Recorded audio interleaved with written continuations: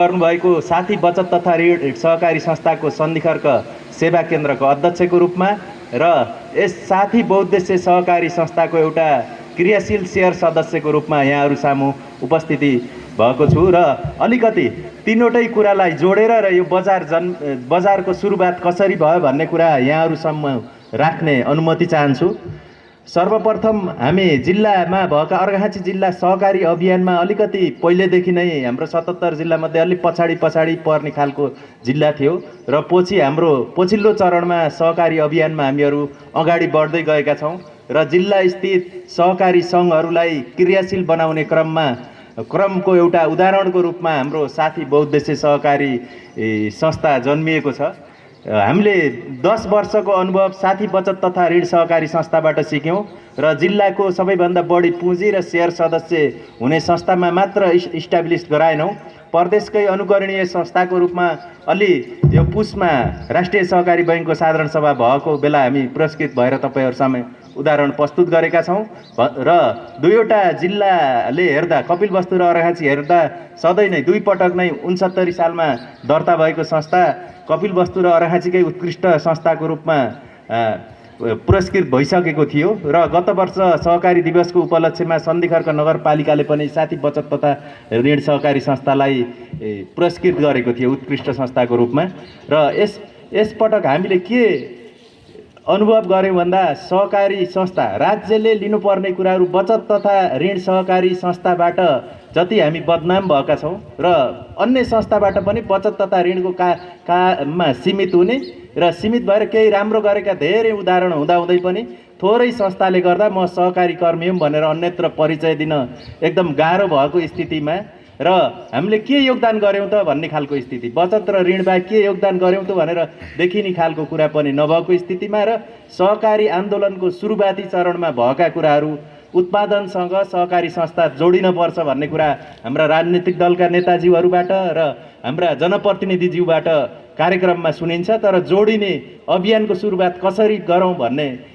कुरा सुरुवात गर्ने क्रममा हाम्रो जिल्ला सहकारी सङ्घको अध्यक्षको रूपमा मैले नेतृत्व लिएँ र त्यसपछि जिल्ला कृषि सहकारी सङ्घले चाहिँ यो भवनमा एउटा व्यवसाय सुरुवात गर्न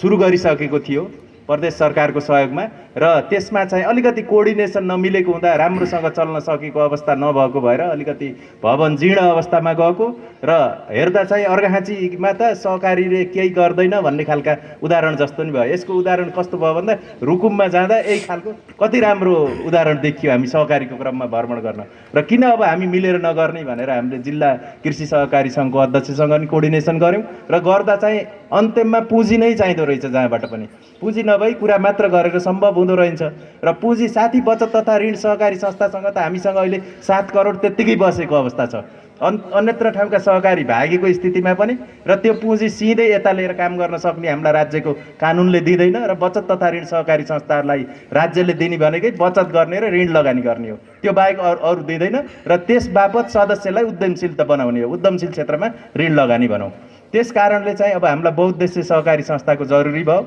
र सन्धिखर्क नगरपालिकासँग योजना अनुसार हामीले आफ्नो योजना सुनायौँ र एउटा बहुद्देश्य सहकारी संस्था दर्ता नगरपालिकाले गरिदिनु भयो र त्यो गरिसकेपछि हामीले सोच बनायौँ र यसको पुँजी चाहिँदा चाहिँ सबभन्दा टिम चाहिँदो रहेछ। यहाँ हामीले अर्घाखाँचीमा सुनिन्छ नि साथीको टिम क्या राम्रो छ, साथीको टिमले गर्न सक्छ भन्ने एउटा बनाएका छौँ। त्यो भनेको के हो भन्दा मबाट हामी भइयो, म भनेर गर्न नसक्ने निजी क्षेत्रले म भन्ने हो र सार्वजनिक क्षेत्र समुदायले काम गर्ने क्षेत्रलाई हामी भन्ने हो र यो साथीको हाम्रो टिमको स्पिरिट र साथीको टिमले चाहिँ यो अगाडि बढौँ, जे पर्ला हामीले पछाडि नफर्क्यौँ भनेर यो चाहिँ जिल्लाले नै गर्व गर्ने लायक यसलाई बनाउनु पर्छ भनेर यो स्थानलाई हामीले सदुपयोग गऱ्यौँ। सदुपयोग गर्ने क्रममा जम्मा हाम्रो साथी बहुद्देश्य सहकारी संस्थासँग हाम्रो अध्यक्ष कृष्ण प्रसाद भुषालजी हुनुहुन्छ, 40 लाखको पुँजी मात्र थियो र त्यो पुँजी सिधै लगेर हामीले परिचालन गर्न पनि सक्दैनौँ। अहिले बुझ्नुपर्ने कुरा के हो भन्दा सहकारीको नाममा उठाएर अन्यत्र लगानी गर्न पाइँदैन, राज्यको कानुनले नियमले दिएका कुरालाई भित्र परिधिभित्र बसेर गर्नुपर्ने हुन्छ र त्यसको लागि चाहिँ हामीले के सोच बनायौँ भन्दा सदस्य सहकारी सहकार्यमा चाहिँ अझ 60 लाख पुँजी चाहिँ 1-1 लाख घाट यो चलोस् राम्रो होस् बरु नाफाको हेर्दैनौँ भन्ने हाम्रा 60-70 जना करिब शेयर सदस्यले 1 लाख रुपियाँ आफ्नो शेयर बढाएर यसमा चाहिँ के गर्नुभयो भन्दा 10,000 को सेयर थियो सबैको 1,10,000 पुर्याउनु भयो र त्यसको आँटबाट हामीले यो काम सुरुवात गऱ्यौँ र सुरुवात पहिला चाहिँ यो मर्मत सम्मारदेखि टहरा बनाउने सबै काममा हामी आफै गऱ्यौँ र त्यसमा हाम्रो नगर प्रमुखज्यू चाहिँ हाम्रा संस्थाको सुरुवाती चरणदेखि हाम्रा संस्थाहरू जन्मेका चाहिँ अर्घाखाँची युवा परिषदबाट हो र सुरुवाती चरणदेखि चाहिँ अहिले नगर प्रमुख मात्र नभएर हाम्रो अभिभावकको रूपमा काम गर्नुभएको छ। हामीले त कृष्ण दाई भनेर चिन्छौँ नगर प्रमुख भन्दा पनि र उहाँले चाहिँ जहिले पनि हामीलाई आजभन्दा 62-61 सालमा भएको 20-21 वर्ष गरेको युवा परिषदलाई पनि अभिभावकत्व प्रदान गर्नुभयो र पछिल्लो चरणमा साथी बचत तथा ऋण सहकारी संस्थालाई पनि अभिभावकत्व प्रदान गर्दै आउनुभएको छ र उहाँले हौसला दिनुभयो र नगरपालिकाको बजेटमा हामीले चाहिँ प्रस्ताव गरेका थियौँ कम्तीमा नगरपालिकाले 10 लाखको सेयर गर्नुहोस् यसमा भनेका थियौँ तर त्यो वर्षको बजेटमा जम्मा 2.5 लाख भए पनि छुटिएको छ र त्यो चाहिँ अब हामी बिल भरपाई सहित जाँदैछौँ र कृषि ज्ञान केन्द्रको हाकिम साहब आज उपस्थिति हुनुभएको छैन प्रतिनिधि हुनुहुन्छ उहाँले चाहिँ 5 लाख बराबरको सहयोग गर्नुभएको छ र अन्य सबैमा 1 करोड करिब 1 करोडको लगानीमा 95 लाख चाहिँ साथी बचत तथा ऋण के अरे साथी बहुउद्देश्य सहकारी संस्थाले गरेको छ र हामीले केसम्मको अफर गर्ने जब हामीले यहाँबाट सम्भावना देख्छौँ र त्यस्तो सम्भावना भयो भने यहाँ लगानी गर्ने सदस्यको रिटर्न हुने ग्यारेन्टी हुन बित्तिकै लगानीको रूपमा तपाईँहरूलाई हाम्रो साथी बचत तथा ऋण सहकारी संस्थासँग पैसा छ त्यो लिएर प्रयोग गर्न सकिन्छ र त्यो स्पिरिटमा हामी अगाडि बढ्न लागेका छौँ र अगाडि बढ्ने क्रममा हामी 77 सालमा दर्ता भयो 1 वर्ष जति चुत्राबेसी बजारमा एउटा सानो उत्पादन पसल जस्तोबाट सुरु गऱ्यौँ र पछि तिहारपछि यहीँ अगाडि बिक्री केन्द्र गऱ्यौँ र अहिले उद्योगको सुरुवात भएको छ र सम्पूर्ण हाम्रा बजारवासी ग्राहक तथा सदस्यहरूलाई उपस्थिति गराउन नपाएको भएर सबै मिलाएर अहिले सम्पूर्णलाई यहाँबाट सर्भिस दिउँ भन्ने कुरा गरेका छौँ र अब यो छाताभित्र जिल्लाका छाता सङ्गठनको सम्पर्क कार्यालय पनि यहीँ बन्दैछ र यसलाई चाहिँ जिल्लाको सहकारी बजारको रूपमा अगाडि बढाउने प्रतिबद्धता तपाईँहरूसम्म व्यक्त गर्न चाहन्छौँ र आजको कार्यक्रममा हामीले यहाँ कुरा आउँछ अहिले राजनीतिक दललाई किन बोलाइयो किन हो भन्ने यसको चाहिँ एउटा अर्थ छ के छ भन्दा जनप्रतिनिधिहरू 4-5 वर्षमा चेन्ज हुँदै गइरहनुहुन्छ तर तपाईँहरू चाहिँ स्थायित्व रूपमा राजनीतिक दलकै मान्छे जनप्रतिनिधिको रूपमा आउनुहुन्छ र उत्पादन र अर्घाखाँची जिल्लाको जनसङ्ख्या के छ भन्दा हाम्रो देशभरिको जनसङ्ख्यामा 9 नम्बरमा पर्छ घट्दै गएको क्रममा जनसङ्ख्या घट्ने र बसाइ सराई बढ्नेको क्रम भयो भने जिल्लाको भविष्य के होला भन्ने कुरा तपाईँहरूले मनन गरिदिनु होला र हाम्रो जनसङ्ख्या घट्ने भनेको प्रमुख एउटा मात्र कारण छ स्वास्थ्य भएन शिक्षा भएन भनेर हामीले कुरा गर्छौँ त्यो भन्दा पनि प्रमुख कारण चाहिँ रोजगारी हो जबसम्म अवसर पाइँदैन त्यहाँ जनसङ्ख्या घट्ने नै हुन्छ अवसरको खोजीमा बाहिर जानुपर्ने स्थिति हुन्छ र त्यसको लागि चाहिँ हामीले के गर्नुपर्ने जरुरी हुन्छ भन्दा रोजगार क्रिएट गऱ्यौँ भने निजी क्षेत्र आएर पनि सर्भिस दिन सक्दो रहेछ यहाँ चाहिँ जनसङ्ख्या टन्न भयो चल्ने भयो भने हस्पिटल पनि राज्यले नसक्यो भने निजी क्षेत्रले खोल्दो रहेछ त्यसपछि स्कुल पनि त्यही स्तरका हुँदो रहेछन् र अवसरको क्रममा चाहिँ हाम्रा दाजुभाइ दिदीबहिनीहरू यहाँ अर्घाखाँचीबाट व्यापक रूपमा वैदेशिक रोजगारमा हुनुहुन्छ र उहाँहरूबाट कम्तीमा वार्षिक चाहिँ 7 अरब 50 करोड बराबरको रेमिटेन्स भित्रिँदो रहेछ 7 अरब 50 करोडको रेमिटेन्स भित्रिने जिल्लामा हाम्रै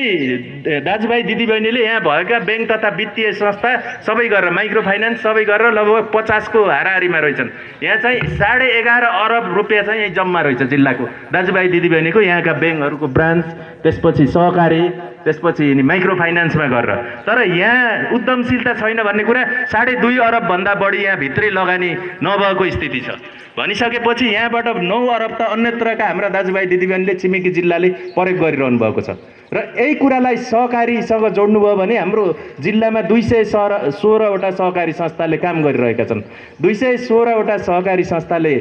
काम गर्दा करिब 2 अरब 20-30 करोडको हाराहारीमा पुँजी परिचालन भएको छ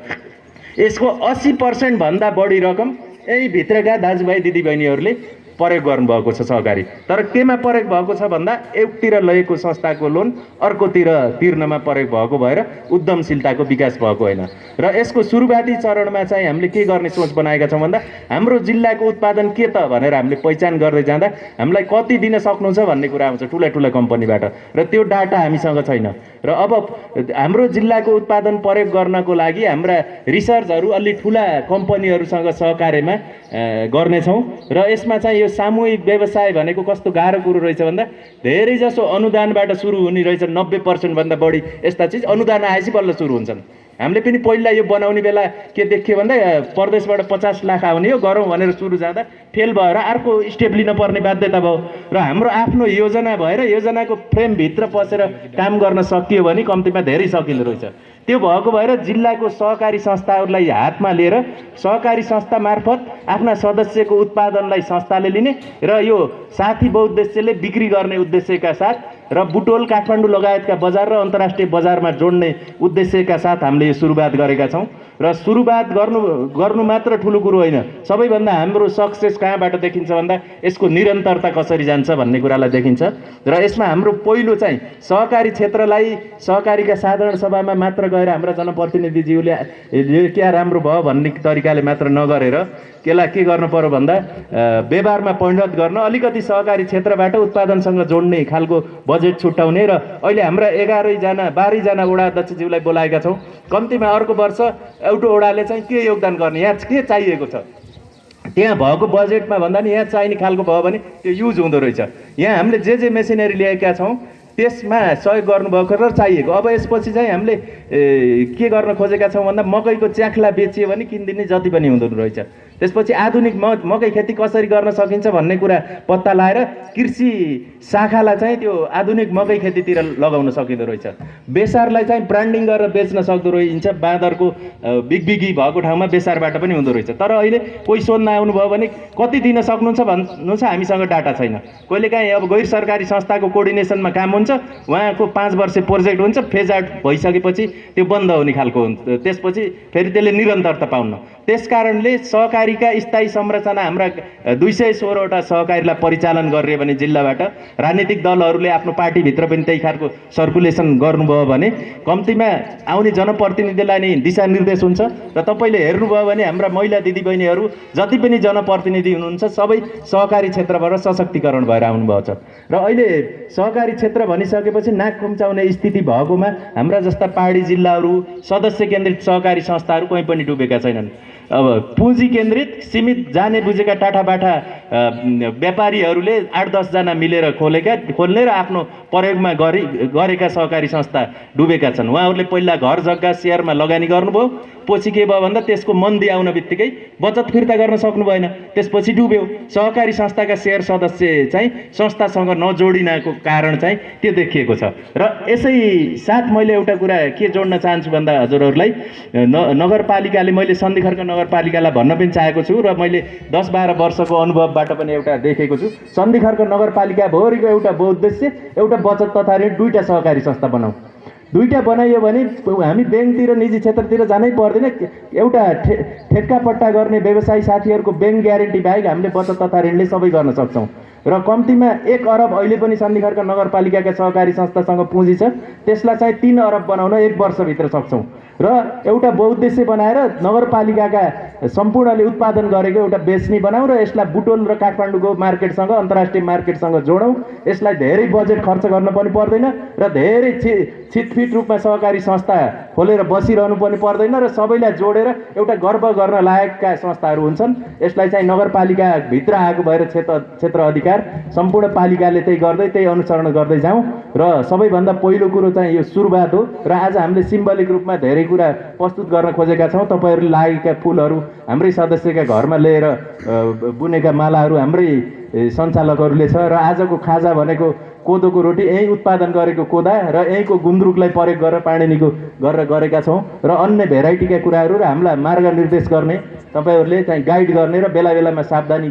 गराउँदै जानु होला भन्दै। र यो चाहिँ सामूहिक व्यवसाय भनेको यो सबैको हो, केही सीमित व्यक्तिहरूको होइन। अहिले चाहिँ कृष्ण भुषाल अध्यक्ष हुनुहुन्छ, पछि त्यो मासबाट अर्को आएर नेतृत्व गर्न सक्नुहुन्छ। तर अब के हो भन्दा यसलाई कन्टिन्युटी दिने भनेको सबैभन्दा ठुलो कुरा हो। धेरै जस्ता सामूहिक व्यवसाय हाम्रो जिल्लामा मात्र नभएर जिल्लामा त लगभग धेरै सहकारी बाहेक धेरै डुबेकै छन्। मिलेर गरौँ भन्ने हाम्रो कल्चर छैन, यसलाई कल्चरको रूपमा विकास गरौँ। गाउँ गाउँमा समूह बनाएर सेन्टर कलेक्सन गर्ने योजना साथ अगाडि बढौँ भन्दै र आजको म आफै आयोजक पनि भए, एक प्रकारले सङ्घको तर्फबाट भएको भएर सम्पूर्ण यो कार्यक्रमको सफल बनाउन तपाईँ सहकारी भनेको सहकार्य हो। तपाईँ हामी सबैको सामूहिक प्रयासबाट यो सफल हुने हो। यसलाई सफल बनाउन सबै अगाडि बढौँ भन्दै मेरा मन्तव्य यहीँ टुङ्गाउँछु। धन्यवाद। जय सहकारी।